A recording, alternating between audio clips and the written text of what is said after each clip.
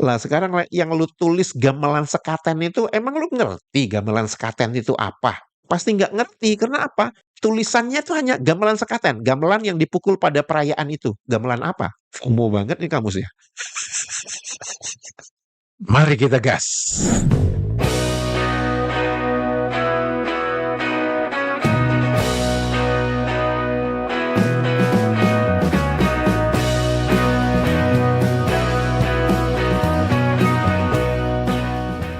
Halo, apa kabar semuanya teman-teman? Semoga kita semua dalam keadaan sehat walafiat. Amin ya robbal alamin. Selamat datang di kanal ini, kanal yang berbicara tentang perbandingan kosakata menurut Kamus Besar Bahasa Indonesia dan Kamus Bahasa Indonesia versi Maledes. Semoga informasi tersebut bermanfaat untuk warganet Indonesia.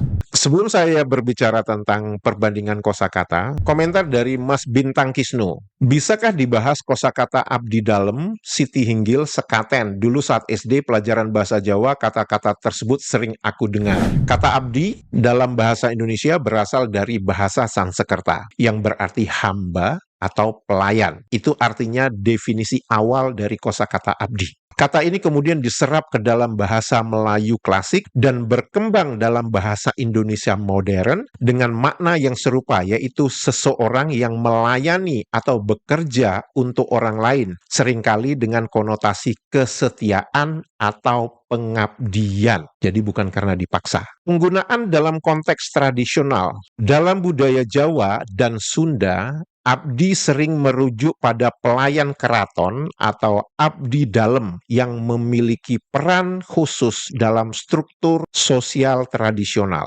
Selain berarti pelayan, abdi juga bisa bermakna saya dalam bahasa Sunda sebagai bentuk sopan, menunjukkan bagaimana kosakata ini memiliki nuansa budaya yang kuat. Kata abdi menjadi dasar pembentukan istilah seperti pengabdian, yang dimaksud itu dedikasi, atau mengabdi, melayani dengan setia, yang sering digunakan dalam konteks sosial, agama, atau pekerjaan. Kata abdi bersaing dengan istilah serapan seperti pembantu atau asisten, tetapi tetap dipertahankan dalam Kamus Besar Bahasa Indonesia sebagai bagian dari khazanah bangsa Indonesia yang autentik. Dalam cerita-cerita tradisional seperti hikayat Hang Tuah, hikayat ya, bukan sejarah, abdi sering digunakan untuk menggambarkan loyalitas tokoh kepada raja atau negara. Pada masa kolonial, istilah abdi negara mulai digunakan untuk merujuk pada pegawai pemerintah, menunjukkan pergeseran makna ke arah yang lebih formal. Kata abdi adalah contoh bagaimana kosakata bahasa Indonesia tidak hanya memiliki akar historis yang dalam,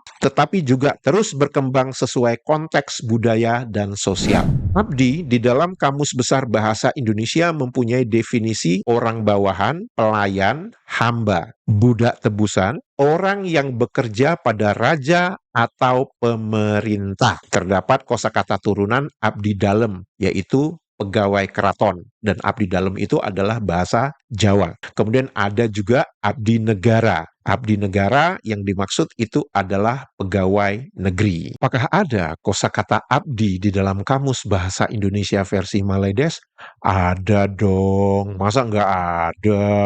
Kosakata abdi di dalam Kamus Bahasa Indonesia versi Maledes adalah kosakata natif, mempunyai definisi orang yang dimiliki oleh seseorang lain dan terpaksa melakukan apa saja yang diperintahkan oleh tuannya tanpa mempunyai kebebasan atau hak sendiri. Hamba, hamba tebusan. Terdapat kosakata turunan abdi negara, kosakata pungutan dari bahasa Indonesia yang mempunyai definisi pegawai kerajaan. Di sini terlihat dengan jelas, teman-teman. Abdi, menurut Kamus Besar Bahasa Indonesia, itu adalah melayani, pengabdian. Sedangkan abdi, menurut Kamus Bahasa Indonesia versi Maledes, dinyatakan seperti orang yang dimiliki oleh seseorang lain dan terpaksa melakukan apa saja yang diperintahkan oleh tuannya. Beda kan? Ya, untuk di Kamus Bahasa Indonesia versi Maledes mungkin ini maksudnya merujuk kepada abdi. Tapi kalau kita orang Indonesia melihat orang Maledes, ya kayak patik gitu lah ya. Kalau kita melihat abdi di zaman modern itu seperti apa? Ya kita banyak mendengar cerita ya, pekerja-pekerja Indonesia yang bekerja di Maledes itu paspornya ditahan, tidak diberikan waktu liburan sama sekali. Itu apa bedanya dengan definisi abdi di dalam Kamus Bahasa Indonesia versi Maledes? Orang yang dimiliki oleh seseorang lain dan terpaksa melakukan apa saja yang diperintahkan oleh tuannya. Sebab apa? Kalau tuannya bilang, kamu nggak boleh liburan, ya mana berani dia liburan.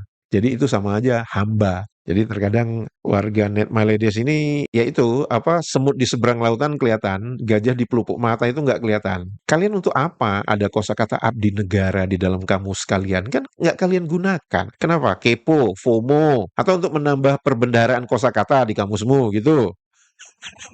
Menurut Kamus Bahasa Indonesia versi Maledes, negara itu adalah sama dengan kerajaan. Benar nggak? Negara sama dengan kerajaan? Ya enggak lah.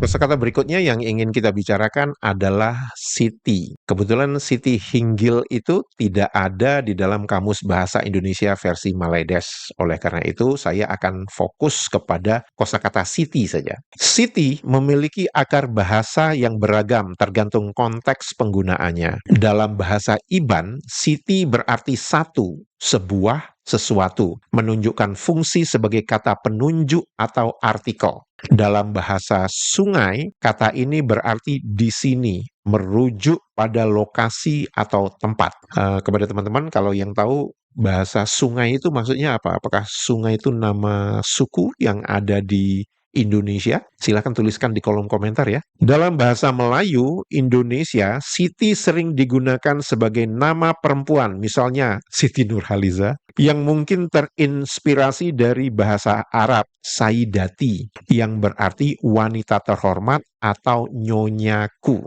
Kata yang sama, Siti, bisa berarti satu, Iban, atau di sini sungai menunjukkan keragaman linguistik di Nusantara. Dalam konteks nama Siti populer di masyarakat Melayu dan Indonesia karena nuansa Islami, sering dipasangkan dengan nama lain, contoh Siti Fatimah atau Siti Aisyah. Nama Siti muncul dalam karya sastra Melayu klasik seperti Syair Siti Zubaidah, sebuah syair naratif yang menceritakan kisah kepahlawanan dan cinta. Meskipun tidak langsung berasal dari Sanskerta, kata Siti dalam bahasa Iban, sungai, mungkin terpengaruh oleh kosakata Austronesia yang lebih tua, sementara versi nama Siti terkait dengan pengaruh Arab Islam di Nusantara. Dalam bahasa Italia, city adalah bentuk jamak dari sito, situs, tempat, tetapi ini tidak berkaitan dengan makna di Nusantara.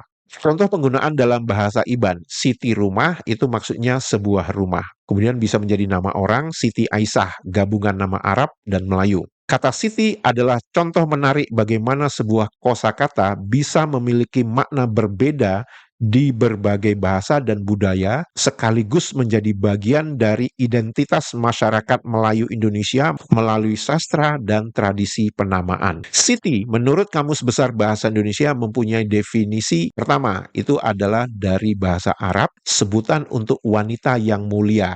Diberikan contoh, Siti Hawa, Siti Maryam. Kemudian definisi kedua, juga dari bahasa Arab, wanita yang terpandang, tinggi kedudukannya, dan sebagainya. Apakah ada kosakata Siti di dalam Kamus Bahasa Indonesia versi Maledes? Ada dong. Didefinisikan, pertama, dari bahasa Arab. Sebutan kepada wanita yang mulia. Sama nggak diksinya, definisinya, dengan apa yang tertulis di dalam Kamus Besar Bahasa Indonesia? Sama. Yang kedua, kosakata natif, sebutan kepada anak-anak perempuan yang tinggi martabatnya. Sama nggak itu dengan wanita yang terpandang tinggi kedudukannya? Sama nggak? Sama. Tapi di Maledes itu menjadi natif.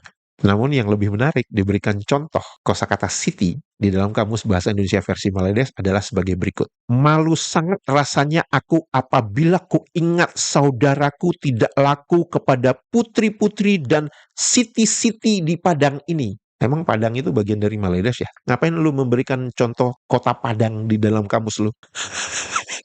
FOMO ya.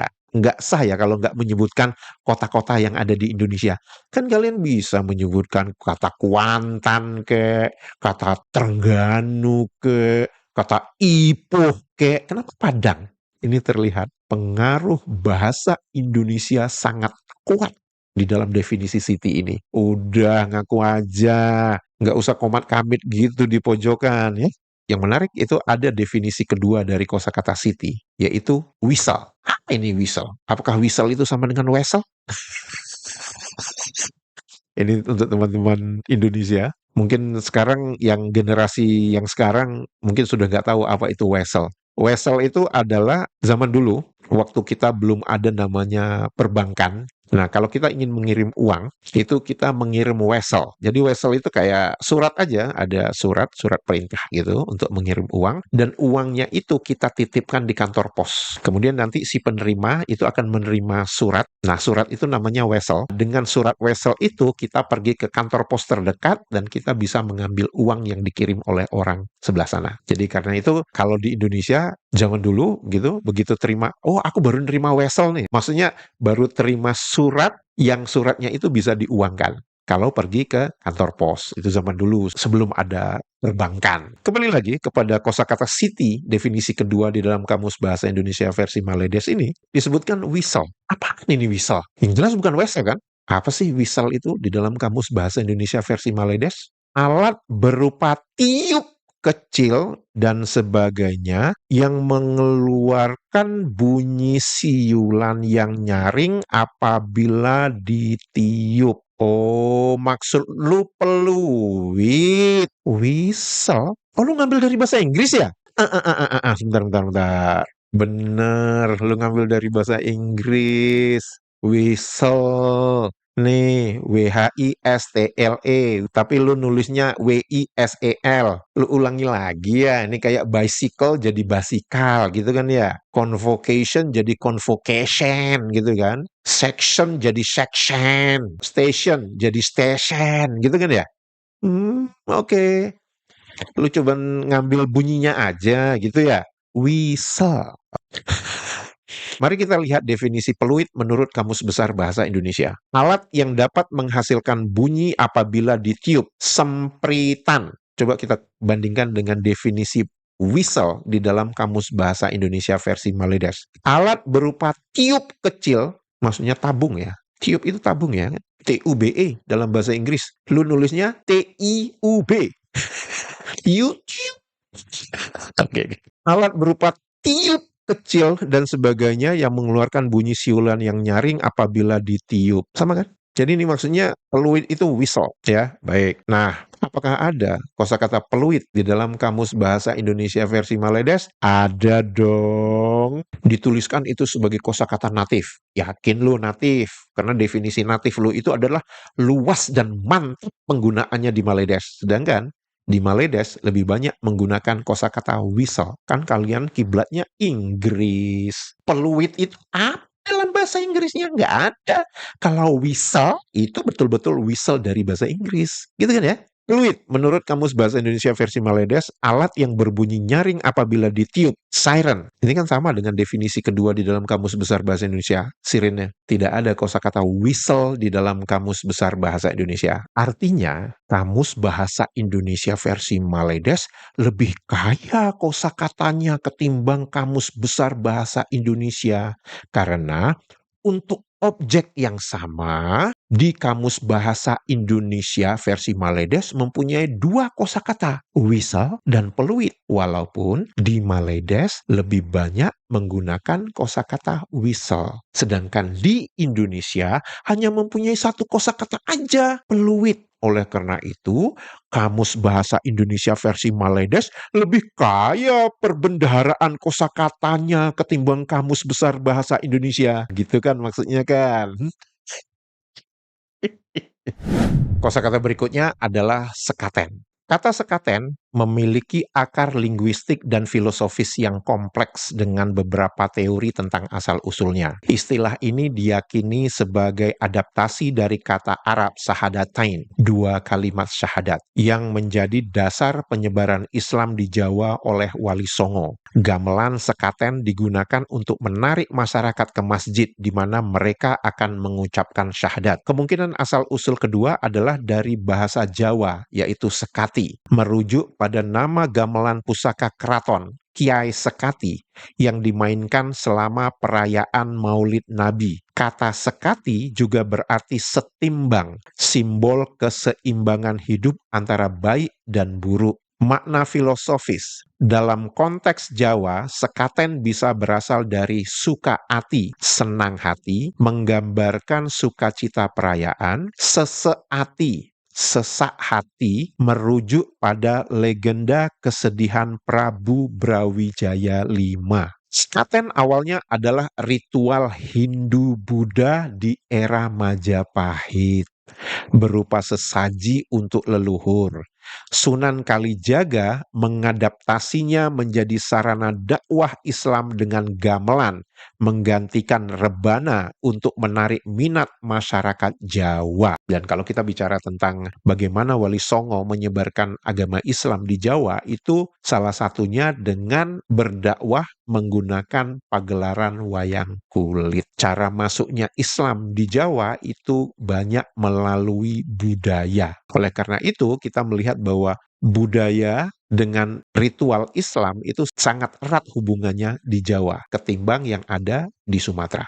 Fakta menarik kedua tentang sekaten adalah gamelan pusaka seperti Kiai Guntur Madu, lambang turunnya wahyu, dan Kiai Nogowilogo, simbol kemenangan abadi, dimainkan selama 7 hari di halaman masjid. Prosesi uniknya adalah ada yang disebut mios gangsa. Gamelan dibawa dari keraton ke masjid dengan iringan abdi dalem. Masih ingat ya definisi abdi dalem tadi? Yang kedua, numplak wajik, ritual memukul kentongan sebagai tanda dimulainya pembuatan gunungan. Grebek Maulud, puncak acara dengan kirap gunungan berisi hasil bumi yang diperbutkan masyarakat sebagai gunungan melambangkan kemakmuran dan hubungan harmonis antara Raja-Raja Mataram dengan rakyat. Udik-udik, penyebaran uang logam oleh Sultan sebagai simbol anugerah dan tuah. Dalam adaptasi modernnya adalah sekaten kini juga mencakup pasar malam yang menjadi atraksi wisata meski tetap mempertahankan nilai religiusnya.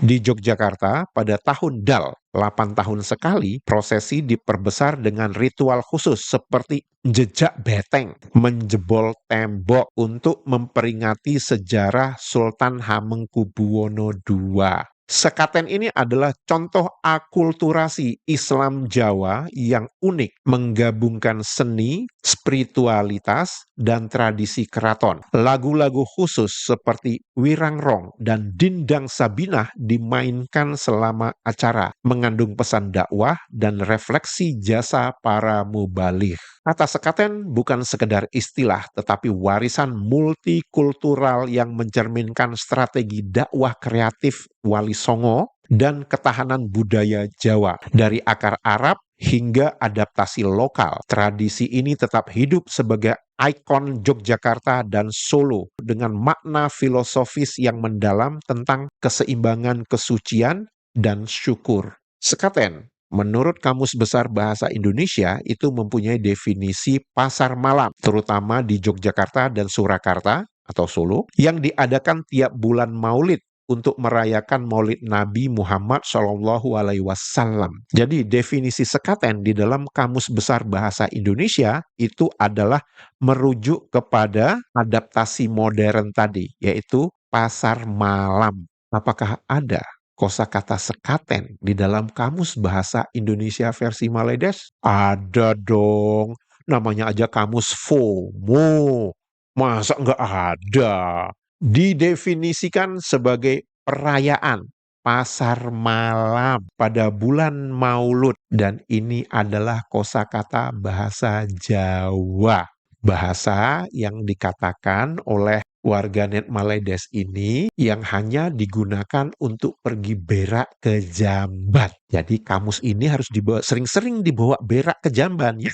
Dan yang menarik lagi teman-teman, tertulis di sini gamelan sekaten. Gamelan yang dipukul pada perayaan itu. Emang lu tahu nama gamelannya itu apa aja? Memang di Maledes ada gamelan Kiai Guntur Madu dan Kiai Nogowilogo. Lah sekarang yang lu tulis gamelan sekaten itu, emang lu ngerti gamelan sekaten itu apa? Pasti nggak ngerti, karena apa? Tulisannya itu hanya gamelan sekaten, gamelan yang dipukul pada perayaan itu. Gamelan apa? Hah, FOMO banget nih kamu sih. Teman-teman, jika video ini informatif dan membuat hari-hari Anda menjadi lebih riang gembira, jangan lupa jempolnya dan komentarnya. Untuk itu saya mengucapkan terima kasih banyak.